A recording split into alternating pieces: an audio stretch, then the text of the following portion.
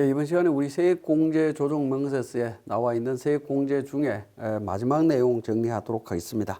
그리고 우리 세무사랑 프로에서 활용하는 방법들 살펴보도록 하겠습니다. 교재는 569페이지에 중소기업 사회보험료 세액공제부터 정리하도록 하겠습니다. 자, 고용이 증가한 경우에 세액공제가 적용이 되는데요. 청년 및 경력 단절 여성에 대한 인원이 증가한 인원에 대해서 회사 부담 사회보험료가 있다라고 하면 거기에 대한 부분에 대해서 100% 세액공제해 주겠다라는 겁니다. 국가 등 지원금도 차감하도록 되어 있습니다. 국가 등 지원금이라고 하는 것은 그러니까 두루누리 지원금이나 이런 부분들이 될 겁니다. 자, 그다음에 청년 및 경력 단절 여성 외의 근로자 증가 인원에 대한 회사 부담 사회보험료 상당액에 대해서 국가 지원금 뺀 나머지 금액에 대해서 50% 세액 공제해 줍니다. 신성장 서비스업은 75%로 되어 있습니다. 자, 고용유지 추가 공제 부분이 되겠습니다. 세액 공제 과세 연도와 다음 과세 연도 종료일까지 고용이 감소하지 않으면 위에 세액 공제를 1년간 추가 공제해 줍니다. 자, 이 부분은 우리 고용정대 세액 공제하고 유사하게 되어 있는 부분입니다. 자, 이 부분을 우리 표로서 한번 정리를 해보면 고용이 유지될 때, 자, 예를 들어서 18년도하고 19년도 비교했을 때 2명이 증가했는데 청년 1명이, 그죠? 2명이 플러스 됐는데 청년이 1명 플러스가 됐죠.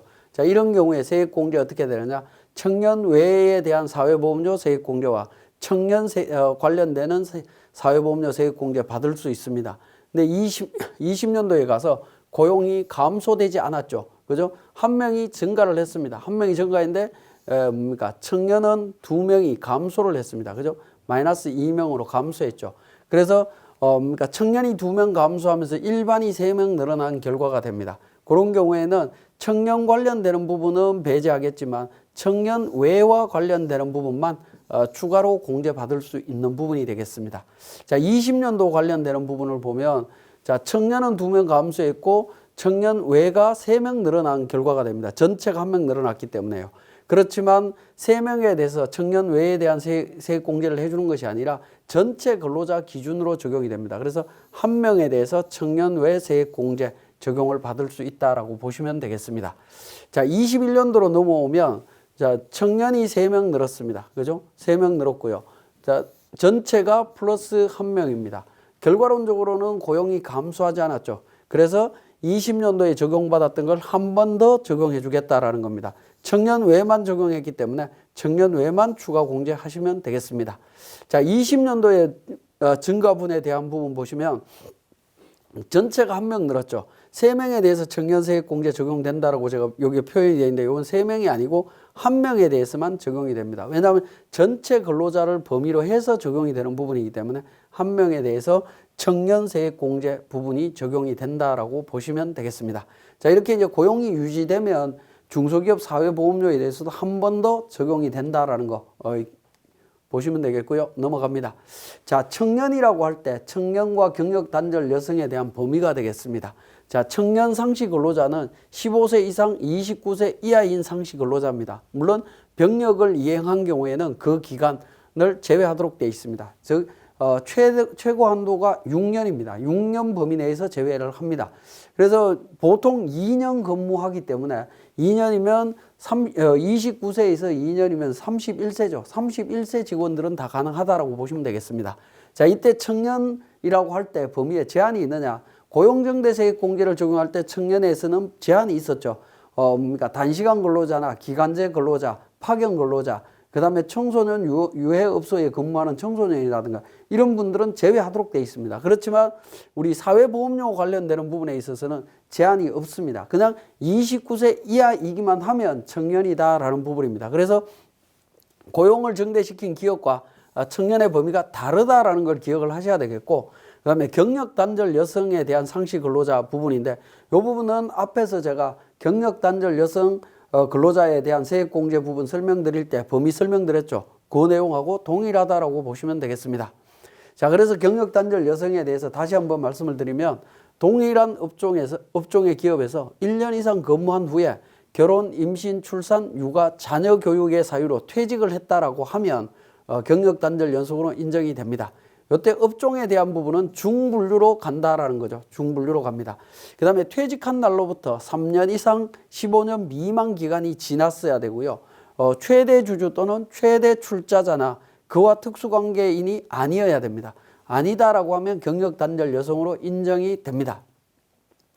결혼, 임신, 출산, 육아, 자녀 교육의 사유라고 하는 부분 내용을 보면 퇴직한 날로부터 1년 이내에 혼인한 경우 또는 퇴직한 날로부터 2년 이내에 임신하거나 난임 시술을 받았거나 퇴직일 당시에 임신한 상태였거나 뭐 이런 부분들. 그래서 위에 세 가지 같은 경우에는 요 사정들을 전부 다 입증해야 되는 문제가 좀 생길 겁니다. 서로 입증에 대한 애로사항들이 조금은 있을 수 있습니다. 근데 이제 밑에는 보면 퇴직일 당시 8세 이하의 자녀가 있는 경우, 퇴직일 당시 초중등 교육법에 따른 학교에 재학 중인 자녀가 있다. 요때는 자녀만 있으면 인정이 된다라는 겁니다. 자, 이러한 사유로 퇴직을 했다면 경력 단절 여성으로 인정을 받을 수 있습니다. 경력 단절 여성으로 인정받으면 앞에서 살펴봤던 경력 단절 여성에 대한 2년간 인건비에 대해서 30% 세액공제 받을 수 있는 규정이 하나가 있고, 경력 단절 여성이 받은 인건비에 대해서는 중소기업 취업자에 대한 소득세 감면 규정 적용받을 수 있습니다. 그죠? 적용받을 수 있고, 사회보험료 관련되는 부분에 대해서 회사에서 세액공제 받을 수 있다라는 겁니다. 자, 같이 좀 확인을 하시고, 자, 사회보험료 범위는 국민연금, 고용보험, 산재보험, 국민건강보험, 장기요양보험 해서 이 5가지가 전부 다 포함이 된다라고 보시면 되겠고요. 사회보험료 부담액에 대한 계산은 평균치로 계산을 합니다. 개인별로 얼마 부담했느냐 이 부분은 계산하기가 어렵기 때문에 평균치로 갑니다. 그래서 해당 과세연도에 청년 등 상시 근로자 수분에 해당 과세연도에 청년 등 상시 근로자에게 지급한 총급여 부분을 기준으로 해서 사회보험료 요율을 적용하시면 됩니다. 청년 외 부분도 마찬가지입니다. 그래서 해당 과세연도 상시 근로자 수에서 청년 관련되는 부분 상시 근로자 수 빼고 상시 근로자, 청년 외 상시 근로자한테 지급한 총급여 금액에 대해서 사회보험 요율을 적용하시면 됩니다. 자, 사회보험 요율을 적용할 때 국민연금, 건강보험, 고용보험이라든가 이런 부분들은 요율이 간단하게 나와 있습니다. 그래서 크게 어렵지는 않는데 산재보험료 요율은 반드시 좀 주의를 하셔야 되겠습니다. 산재보험 요율표를 보고 판단을 하실 때는 맨 상단에 보시면 단위가 천분율로 되어 있죠. 그죠? 천분율로 이렇게 표시되어 있을 때는 요율을 적용하실 때 굉장히 조심을 하셔야 됩니다. 일반적으로 발표된 요율에 그러니까 소수점 단위 하나가 더 낮아져야 된다라고 보시면 되겠습니다. 그렇지 않고 천분율로 고시되어 있는 요율을 우리가 백분율로 착각해서 적용하게 되면 세액공제 금액이 생각보다 굉장히 큰 금액이 나오게 되어 있습니다. 그러니까 산재보험 요율을 적용할 때 요율 천분율인지 백분율인지 이걸 조심해서 보셔야 된다라는 거 말씀을 드리고요. 자, 상시 근로자에 대한 부분 한번 보도록 하겠습니다. 자, 상시 근로자에 대한 개념이 세액공제 쪽에서 계속 나오고 있죠. 계속 나오고 있는데 이 부분 제가 소득 구분 계산서하고 설명드릴 때 상시 근로자에 대한 전체적인 개념 설명을 드렸습니다. 설명을 드렸으니까 다시 한번 보시고, 상시 근로자 계산에 대한 부분인데 근로기준법에 따라 근로계약을 체결한 내국인이다라고 되어 있습니다. 다만 이제 다음 회자는 제외합니다. 근로계약 기간이 1년 미만인 근로자, 그 다음에 단시간 근로자 제외하고요. 법인세법상 임원 제외합니다. 자, 그 다음에 최대 주주, 최대 출자자와 그 배우자, 직계 좀비 속 친족관계에 있는 사람, 근로소득세 원천징수 사실이 확인되지 않는 사람, 사회보험료의 납부 사실도 확인되지 않는 근로자. 사회보험료는 사실은 사회보험료에 대해서 회사에서 부담한 금액에 대해서 세액공제를 해주는 부분이기 때문에 그러니까 사회보험료 전부 가입된 걸 전제로 하고 있습니다. 전제로 하고 있는데 예외적인 부분도 있습니다. 자, 앞에서 봤던 부분인데 고용정대 쪽에서 봤던 부분인데요. 상시 근로자 계산할 때 휴직자는 어떻게 되는지 하는 부분입니다. 휴직자는 기본적으로 포함되는 걸로 해석이 됩니다.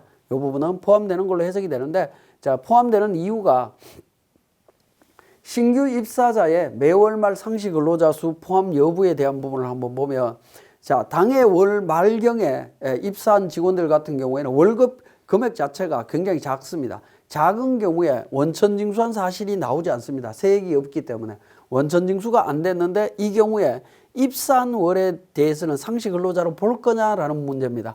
자, 이 부분에 대해서는 그러니까 국민연금법이나 국민건강보험법에 따른 직장가입 보험료 중에 하나의 납부 사실이 확인이 되면 입사한 월말 현재 상시 근로자 수에 포함하는 걸로 되어 있습니다.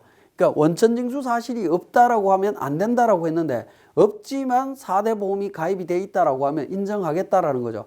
자, 이런 이유 때문에 휴직자도 가능하다. 육아휴직자 같은 경우에는 급여에 대한 원천징수 사실은 없습니다. 회사에서. 없지만 건강보험료는 육아휴직자도 납부하고 있습니다. 실질적으로 납부하고 있기 때문에 그러니까 휴직자도 상시근로자에 포함되는 걸로 해석이 됩니다. 자, 상시근로자 수 계산하는 부분은 상시근로자 수는 해당 과세 연도의 개월수 분에 해당 과세 연도 매월 말 현재 상시근로자 수의 합계로 계산하도록 되어 있습니다. 자, 청년 상시근로자 수도 마찬가지고요. 단시간 근로자 중에 1개월 60시간 이상인 자는 근로자 한 명당 0.5명으로 계산을 합니다. 물론 이제 지원 요건이 있습니다. 지원 요건을 충족했을 때는 0.75명으로 적용하도록 되어 있습니다. 자, 외국인 근로자에 대해서 고용에 대한 부분, 사회보험료 세액공제 적용받을 수 있느냐 하는 부분입니다. 외국인 근로자가 소득세법에 따라 거주자에 해당이 된다라고 하면 상시 근로자에 포함이 됩니다. 외국인 근로자도 적용이 된다라고 보시면 됩니다. 물론 전제 조건이 있죠. 외국인 근로자도 사회보험료를 모두 가입했을 때 적용이 됩니다. 일부 사회보험료 미가입했다라고 하면 적용이 불가능하다라는 것이 원칙입니다. 그렇지만 예외적으로 보시면 국민연금 등에 대해서 가입 제외되는 근로자가 있죠. 나이가 60이 넘었다든가 이런 경우에는 국민연금 가입 의무가 없습니다. 자, 만 60세 이상 내국인 근로자, 그 다음에 국민건강보험 가입자에서 제외되는 내국인, 법에 의해서 제외되는 근로자인 경우에는 자, 국민연금이나 건강보험료를 제외한 고용산재보험료를 납부했다라고 하면 상시근로자에 포함시켜 주겠다라는 겁니다. 이런 경우에는 상시근로자에 포함이 됩니다. 그래서 외국인 근로자도 가입 자체를 자발적으로 가입 안 한 경우에는 적용이 안 되겠지만 법에 의해서 가입이 안 되는 경우가 있을 수 있겠죠. 그런 경우에는 가능하다라고 보시면 될 것 같습니다. 자, 상시근로자 수 계산과 관련되는 부분입니다. 이 부분은 앞에서 다 말씀을 드렸던 부분이니까 넘어가도록 하겠습니다. 자, 고용정대 세액 공제와 중복 적용이 됩니다. 중복 적용이 되고요. 그 다음에 중소기업 특별세액 감면하고도 중복 적용이 가능합니다. 최저한세 적용이 되고 농특세 비과세 됩니다. 세액 공제 후에 고용이 감소하는 경우에 세액 공제는 추징하지 않습니다. 자, 우리 고용정대 세액 공제는 고용이 감소하면 세액 공제를 추징했었죠. 그렇지만 중소기업 사회보험료 세액 공제는 고용이 감소하더라도 세액 공제는 추징하지 않는다라는 겁니다. 그리고 또 농특세가 비과세 된다라는 장점이 있습니다. 자, 중소기업 고용 증가 인원 사회보험료 세액 공제에 대한 검토 서시 나와 있습니다. 이거는 제가 세무사랑 프로에서 설명드릴 때 다시 설명드리기로 하고요. 자, 넘어가도록 하겠습니다. 자, 상가 임대료를 인하한 임대사업자에 대한 세액 공제 부분 정리하겠습니다. 자, 공제 대상 사업자는 부동산 임대 사업을 하는 자로서 상가 건물에 대한 임대료를 임차인으로부터 공제 기간까지, 공제 기간이라고 하면 20년 1월 1일부터 22년 12월 31일까지 인하해서 임차료를 인하해서 지급받는 경우에 그 금액을 세액 공제해 주겠다라는 겁니다. 이때 소상공인에 한정해서 적용해 줍니다. 자, 부동산 임대사업을 하는 자의 범위를 보면 임대사업을 하는 자여야 됩니다. 소득세법이나 부가가치세법, 법인세법에 따라서 사업자 등록이 돼 있어야 됩니다. 상가 건물에 대해서 사업자 등록이 돼 있어야 된다라고 보시면 되겠습니다. 자, 소상공인에 대한 범위, 이게 이제 진짜 중요한 부분인데 소상공인 보호법 및 지원에 관한 법률입니다. 제2조에 따른 소상공인이어야 됩니다. 자, 소상공인인지를 확인서를 받아야 된다라는 의미라고 이해를 하시면 되겠고, 임대상가 건물을 21년 6월 30일 이전부터 계속 임차하고 있어야 됩니다. 요게 최근에 개정이 된 부분이죠. 21년 6월 30일 이전부터 임차돼 있어야 됩니다. 당초에는 20년 1월 30날 이전이었습니다. 근데 요 범위를 조금 완화시켰습니다. 조세특례 제한법 시행령에 따른 별표 14에 따른 업종을 영위하지 않아야 됩니다. 요거 이제 감면 배제, 세액공제 배제라고 보시면 됩니다. 자, 상가 임대인과 국세기본법에 따른 특수관계인이 아니어야 됩니다. 그 다음에 소득세법, 법인세법, 부가가치세법에 따라 사업자 등록이 되어 있어야 됩니다. 요 5가지 종류가 그러니까 요건이 충족이 되면 세액공제를 받을 수 있습니다. 자, 임차 소상공인 범위에 이 부분도 이제 추가가 됐는데요. 임대상가 건물 임대차 계약이 종료되기 전에 폐업을 했다라는 겁니다. 폐업한 자는 어떻게 될 거냐 하는 겁니다. 자, 이 부분에 대해서도 요건만 충족이 되면 해주겠다. 폐업하기 전에 위의 요건에 해당이 돼야 된다라는 겁니다. 위의 요건이라고 하는 게 지금 1번부터 5번까지의 요건입니다. 자, 요 요건이 충족이 되고 폐업을 했다면 21년 1월 1일 이후에 임대차 계약 기간이 남아있을 경우에 소상공인으로 보고 세액공제 적용받을 수 있습니다. 그 남아있는 기간에 대해서 임대료를 인하해줬다라고 하면 세액공제 받을 수 있습니다. 자, 세액공제액은 공제기간의 임대료 인하액의 50%입니다. 요 최근에 이제 법이 개정이 되면서 70%로 변경이 된 걸로 알고 있습니다. 자, 공제기간의 임대료 인하액 계산과 관련되는 부분은 문구는 조금 복잡하게 적혀져 있습니다. 적혀져 있는데 기본적으로는 내가 받기로 한 금액보다 작게 받은 금액, 그 차이 부분입니다.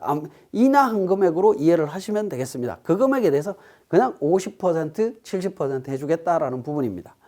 자, 임대료 또는 보증금 인상 시에 세액공제 배제해 줍니다. 인하했는데 다시 인상을 시키면 배제하겠다라는 부분이 되겠습니다. 자, 임대 기간 중에 세액공제의 배제 사유 및 세액 추징이 되겠습니다. 자, 공제 기간을 포함하는 계약 기간 중에 임대료 인하하기 직전에 임대차 계약에 따라 임대료나 보증금보다 원래 받기로 했던 금액보다 인상하는 경우에는 세액공제를 적용하지 않거나 공제받은 세액을 추징합니다. 그러니까 원래 그러니까 인하하기 전 금액이 있겠죠. 예를 들어서 월 100만 원 받기로 했다라고 하면 자, 100만 원보다 더 높게 인상을 하게 되면 인하했다가 인상을 하게 되면 세액공제 배제하고 추징한다라고 보시면 되겠습니다. 자, 과세 연도 중에 세액공제를 배제하고 세액을 추징한다라는 부분인데요. 해당 과세 연도 중 임대 기간 중에 세액공제 배제 사유, 세액 추징에 따른 요건에 해당될 때는 세액공제를 배제합니다. 인상을 하게 되면 배제한다라는 부분입니다. 그 다음에 해당 과세 연도 종료일 이후에 6개월 이내의 임대 기간 중에 세액공제 배제 사유 및 추징에 따른 요건에 해당이 되게 되면 이미 공제받은 세액을 추징한다라는 부분이 되겠습니다. 그러니까 사업연도 안에 인상시키는 부분도 문제가 있지만 사업연도 종료되고 난 뒤에 6개월이 지난 기간, 6개월 안에 인상을 하거나 했을 때에도 추징하겠다라는 부분으로 이해를 하시면 되겠습니다. 자, 세액공제 신청서와 관련되는 부분이 되겠습니다. 임대료를 인하하기 직전 체결한 임대차 계약서, 그 다음에 20년 1월 1일 이후 임대 계약에 대한 갱신 등을 한 경우에 갱신한 임대차 계약서 사본이 있어야 되겠죠. 자, 그런 서류. 그 다음에 임대료 인하에 합의한 서류 당연히 있어야 되겠고요. 세금 계산서라든가 금융거래 내역이 있어야 됩니다. 자, 1번부터 3번까지는 뭐 준비하는데 큰 어려움이 없습니다. 근데 4번 같은 경우에 임차 소상공인에 대한 요건을 갖췄는지 확인을 받아야 된다라는 겁니다. 소상공인 보호 및 지원에 관한 법률에 따른 소상공인인지 조세특례 제한법에 따른 업종을 영위하지 않는 건지 이 부분에 대한 확인을 받아야 된다라는 겁니다. 이 확인서를 받아서 제출을 해야 세액공제를 해주겠다 이렇게 되어 있습니다. 자, 세액공제는 중복 적용이 되고요. 최저한세 적용하지 않습니다. 최저한세 적용하지 않는다라는 걸 기억하시고 미공제 세액은 10년간 2월 공제되고요. 농어촌 특별세 과세됩니다. 자, 지금까지 설명드린 내용을 바탕으로 우리 세무사랑 프로에서 다시 정리하겠습니다. 교재 556페이지에 고용증대세액공제 관련되는 사례 6가지가 있습니다. 이 사례는 고용증대세액공제 처음 도입이 되면서 국세청에서 국세청 상담센터를 통해서 세액을 계산하는 계산하고 서식을 작성하는 방법에 대해서 사례를 제시한 부분이 되겠습니다. 그래서 고용정대 세액공제를 이해하는데 굉장히 도움이 되는 사례 6가지가 되겠습니다. 이 부분은 제가 별도로 설명을 드리지는 않겠지만 여러분들이 혹시 시간이 되시면 교재에 있는 내용을 참고하셔서 좀 한번 확인하시면 좋을 것 같습니다. 자, 그러면 우리 교재의 사례 부분으로 넘어가도록 하겠습니다.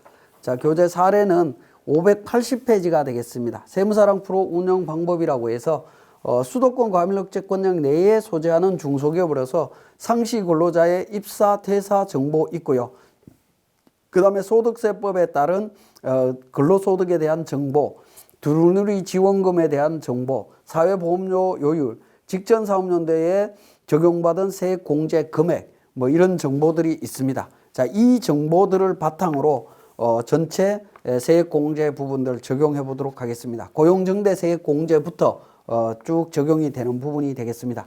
자, 이 부분은 사실은 2019년도부터 진행이 되는 부분입니다. 그래서 2019년도부터 제가 살펴보도록 하겠습니다. 회계 기술을 2019년도로 변경을 하도록 하겠습니다. 2019년도로 변경을 했고요. 자, 고용 현황과 관련되는 부분은 법인 조정에서 근로자 고용 현황표가 있습니다. 우리 고용 현황 공제세액 계산용이라고 하는 현황표가 있는데요.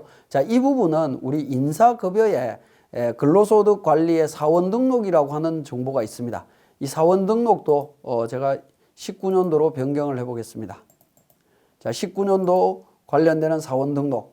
사원 등록 정보를 통해서 고용 현황을 계산을 해준다라는 거죠. 그죠? 관련되는 퇴직일 정보, 그 다음에 입사일 정보, 퇴직일 정보 관련되는 부분으로 해서 고용 인원을 계산을 해줍니다.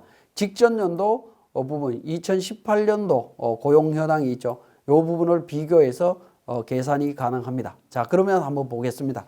우리 교재의 사례에 쭉 직원들이 다 나와 있는데 그 내용이 2018년도, 19년도 부분의 고용 현황을 보게 되면 법인 조정의 공제 감면에 근로자 고용 현황으로 들어갑니다. 근로자 고용 현황으로 들어가서 F12 불러오기를 통해서 반영하시면 됩니다. 그래서 19년도하고 18년도를 고용을 비교를 해야 되겠죠. 그래서 일용직이나 일용직 모두 제외 근로자 있죠. 자, 이 부분은 전부 다 미반영하는 걸로 해서 체크를 해서 하시면 되겠습니다. 제외하시면 됩니다. 그래서 확인 버튼을 눌러주시면 자, 연도별로 고용 현황이 계산이 됩니다. 자, 19년도에 고용 현황 보시면 백두산 청년에서 내용이 나오죠. 자, 백두산은 대표자이기 때문에 대표자 임원으로 해서 지원에서 제외되어 있습니다. 제외되어 있고요. 자, 청년을 선택하게 되면 1월 달부터 9월 달까지 청년으로 29세 이하로 해서 청년으로 분류되어 있죠. 그런데 10월 1일 날 퇴사를 했습니다. 그래서 10월 달부터는 제외됐다라고 보시면 되겠습니다. 자, 그 다음에 정노장 같은 경우에는 49세고요. 다른 요건들은 없습니다. 다른 요건들은 없기 때문에 그대로 상시 근로자로 판단하시면 되겠습니다. 박 과장도 마찬가지죠. 1월 달부터 4월 달까지만 입사된 걸로 되어 있습니다. 그래서 5월 달에 퇴사를 했기 때문에요. 그 다음에 재입사자 관련되는 부분 6월 달부터 기간 계산되어 있고요. 입사일부터 기간 계산되어 있습니다. 재청년 같은 경우에는 6월 달부터 청년으로 이렇게 계산이 되어 있습니다. 자, 그래서 18년도에는 보면 전부 3명이죠. 대표자 제외하고 상시 근로자로 되어 있습니다. 만약에 상시 구분이라고 하는 부분에서 우리 그러니까 마우스를 갖고 가게 되면 상시 근로자 단시간 예외 0.75 대표자 임원 제외 근로자 나옵니다. 혹시 특수관계자에 해당돼서 제외되는 사람들이죠. 그런 사람들이 있다라고 하면 반드시 제외를 하셔야 됩니다.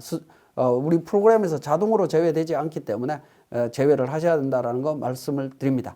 자, 이렇게 해서 이제 18년도 상시 근로자, 19년도 상시 근로자를 계산을 하게 됩니다. 그러면 서식 참고 두 번째 탭으로 갑니다. 두 번째 탭으로 가면 고용정대와 관련되는 세액공제 인원수, 그 다음에 중소기업 고용증가 인원에 대한 세액공제 인원수, 증가 인원에 대한 부분이 나옵니다.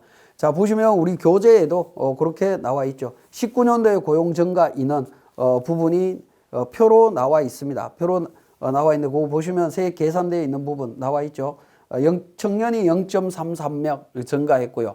비청년이 1.5명 증가했습니다. 사회보험료도 마찬가지 개념으로 전체가 청년이 0.33명, 1.5명 되어 있습니다. 자, 요걸 바탕으로 19년도에 세액공제 신청을 했을 겁니다.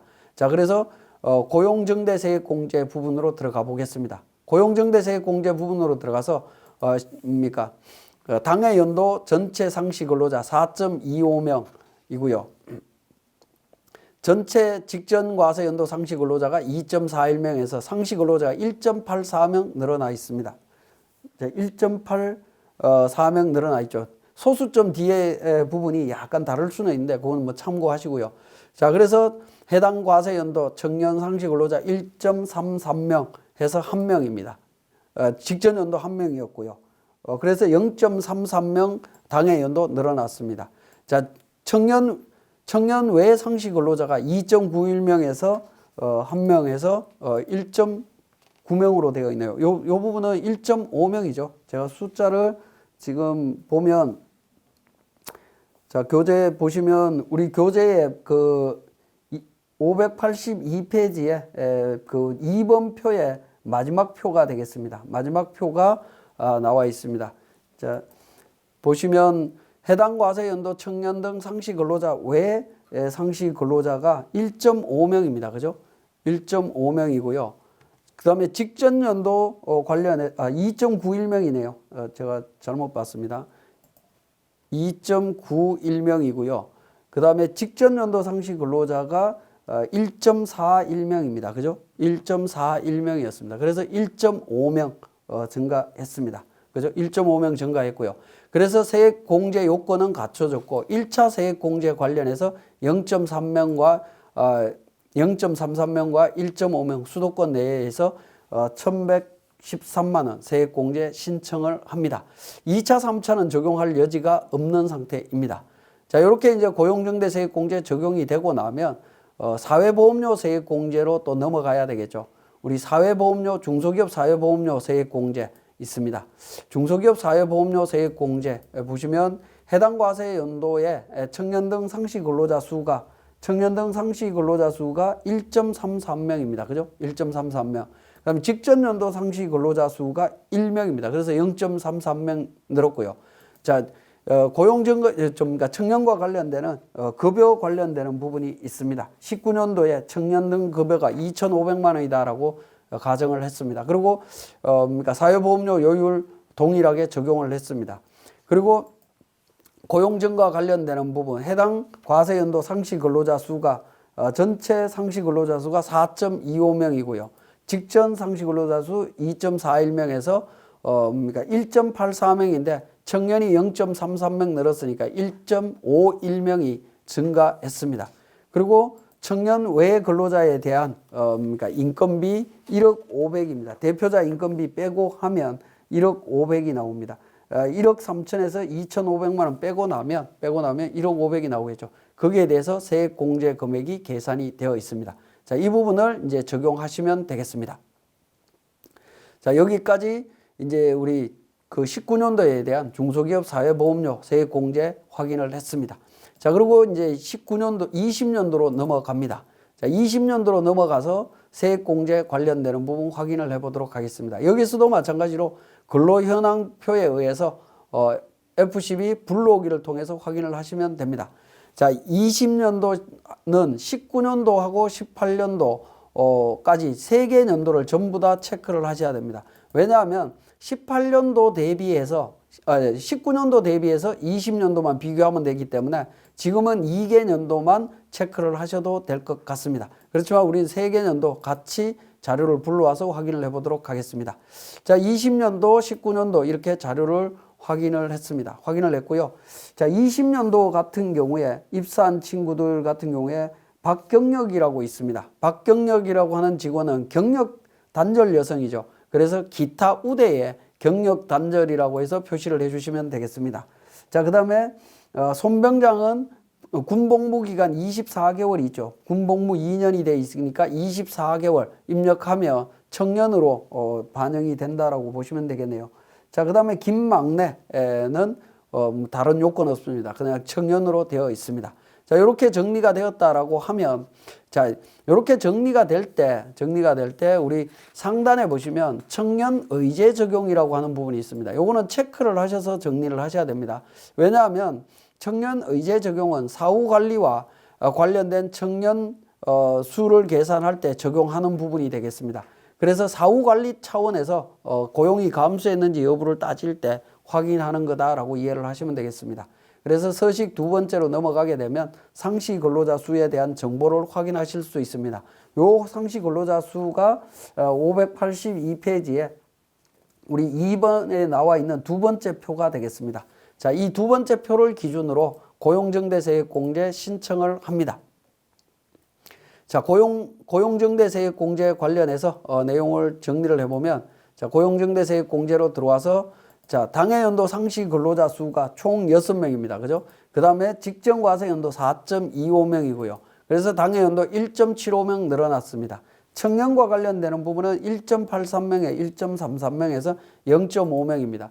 그래서 직원이 전체가 1.75명 늘었고 청년도 늘었다라는 겁니다. 그러면 당해연도 세액공제 적용이 될 거고요. 그 다음에 1차 세액공제 당연히 됩니다. 0.5, 1.25명에서 1,425만 원 적용받을 수 있습니다. 적용받을 수 있고요. 2차 세액공제가 있겠죠. 직전 과세 기간에 적용했던 부분입니다. 상시근로자, 지금 현재 상시근로자 6명입니다. 그죠? 그리고 청년이 4.25, 직전 연도, 최초 과세 연도죠. 최초 과세 연도 4.25명, 그래서 1.75명 늘었습니다. 상시 근로자 1.75명 늘었습니다. 여기에서 청년이 감소했느냐라는 부분인데 감소하지 않았습니다. 그 다음에 청년 외에도 감소했느냐라는 건데 감소하지 않았습니다. 양쪽 다 증가를 했죠.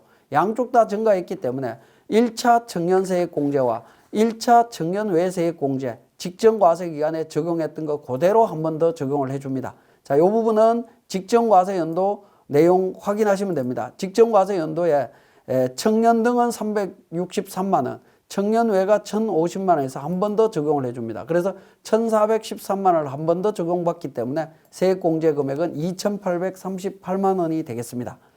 자, 중소기업 사회보험료 세액공제 관련되는 부분 넘어갑니다. 자, 중소기업 사회보험료 세액공제 관련되는 부분도 마찬가지가 됩니다. 똑같은 방식으로, 자, 해당 과세 연도에 청년 등에 대한 부분이 되겠습니다. 자, 청년 등과 관련되는 부분 2.58명으로 되어 있죠. 이때 청년 등은, 자, 우리 고용정대 때 계산했던 청년하고 사회보험료 부분에서 청년하고는 다르죠. 다른 이유가 경력 단절 여성 때문에 그렇습니다. 그래서 사회보험료 세액공제 적용할 때는 경력 단절 여성이 들어가는 부분이고요. 고용정대 쪽에서는 청년과 장애 60세 이상 이 사람들이 들어갑니다. 그래서 범위가 다르기 때문에 그렇습니다. 그래서 2.58명이고요. 직전 연도가 1.33명, 그래서 1.25명 늘었습니다. 청년과 관련되는 인건비 4천만 원이다라고 자료가 나와 있습니다. 4천만 원 자료가 나와 있고요. 자, 그 자료를 입력을 하시는데 이때 주의하실 거는 국가 등이 지급한 보조금 감면 금액을 감액해야 됩니다. 차감을 해야 되는데요. 여기에 두루누리 지원금 150만 원, 20만 원에서 170만 원 있죠. 이 170만 원을 2.58명으로 나눠서 평균 금액을 계산을 하셔야 됩니다. 평균 금액을 계산하시게 되면 65만 8,914원이 나올 겁니다. 그렇게 해서 사회보험료 계산을 하시면 되겠습니다. 자, 나머지 전체 근로자 수 관련되는 부분 계산하시면 되겠습니다. 6명에 4.25명 직전 연도죠. 그렇게 인건비 넣고 계산하시면 세액공제 금액을 확인하실 수가 있습니다. 자, 이 부분에서 하단에 2차 세액공제가 있죠.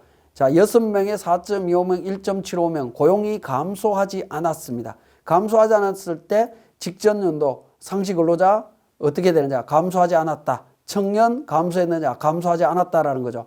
그래서 직전 연도에 청년과 비청년에 대한 세액공제 받았던 부분을 한 번 더 공제를 받을 수 있다라는 겁니다. 그렇게 해서 500만 원 정도 되는 금액을 세액공제 신청하시면 되겠습니다.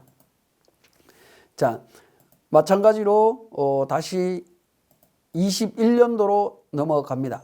자, 21년도로 가서 세액공제 관련되는 부분 보도록 하겠습니다.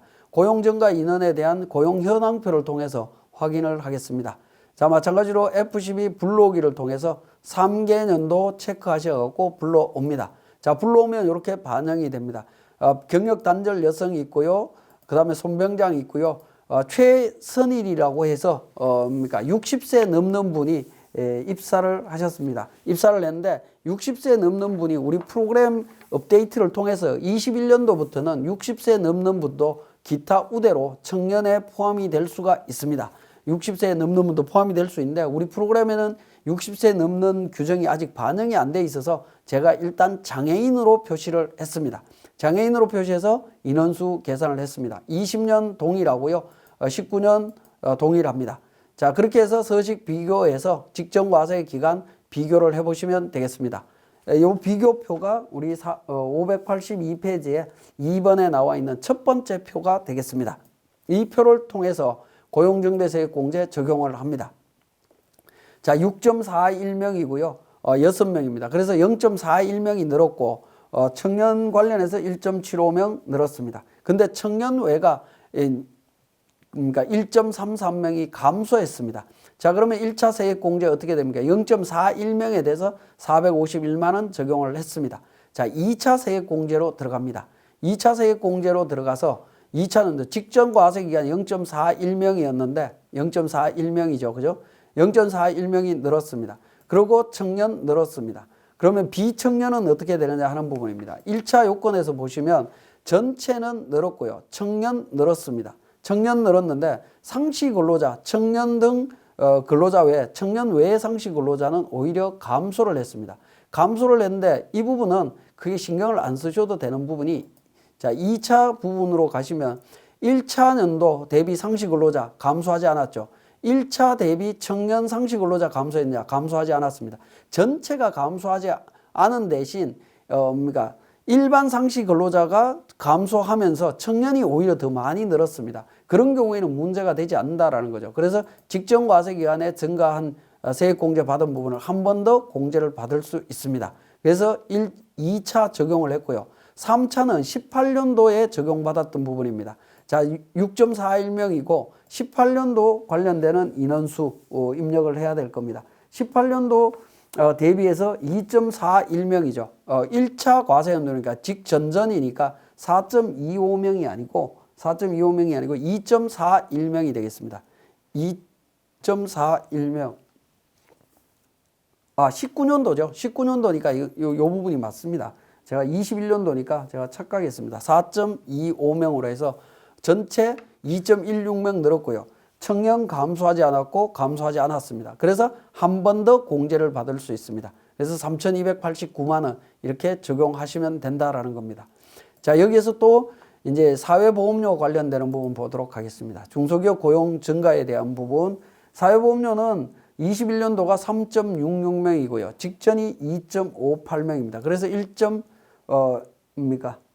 전체가 청년과 관련되는 부분이 0.41명이 늘었습니다. 그리고 청년 5,800만 원 반영하시면 되겠고요. 자, 그 다음에 6.41명이고요. 그 다음에 직전 과세연도 상시 근로자가 6명입니다. 그죠? 그러면 증가한 청년 외의 근로자는 오히려 감소를 했습니다. 증가한 게 없다라는 거죠. 증가한 게 없는 걸로 보시면 됩니다. 그러면 청년 외는 세액공제 할 게 없고 청년 부분만 세액공제 적용받으시면 됩니다. 그 다음에 2차 관련되는 부분에 있어서는 증가했는데 상시 근로자는 감소하지 않았고요. 청년 부분도 감소하지 않았죠. 그래서 한 번 더 적용을 받을 수 있다라고 보시면 되겠습니다. 이렇게 해서 세액공제 적용하시면 되겠습니다. 자, 우리 고용증거와 관련되는 부분 굉장히 복잡하게 말씀을 드렸는데 여기에 또 이제 경력 단절 여성이 있었죠. 경력 단절 여성이 있을 때는 경력 단절 여성에 대한 고용기업에 대한 세액공제 적용받을 수 있습니다. 박경력에 대해서 요건 충족했는지 확인하시고 금액 1,800만 원이었나요? 자, 금액에 대해서 인건비에 대해서 경력 단절 여성 21년도에 1,800만 원이죠. 자, 20년도부터 2년 동안 적용해 준다라고 했기 때문에 2년 동안 적용하기 때문에 1,800만 원의 30% 540만 원을 세액공제 신청하실 수가 있습니다. 자, 이렇게 이제 세액공제 신청한 내용들을 우리 세액공제 조정 명세서에서 작성하시면 되겠습니다. FCB 불러오기를 통해서 다 반영해서 적용을 하시면 되겠습니다. 자, 여기까지 우리 세무사랑 프로를 통해서 세액공제 적용하는 부분들을 정리했습니다.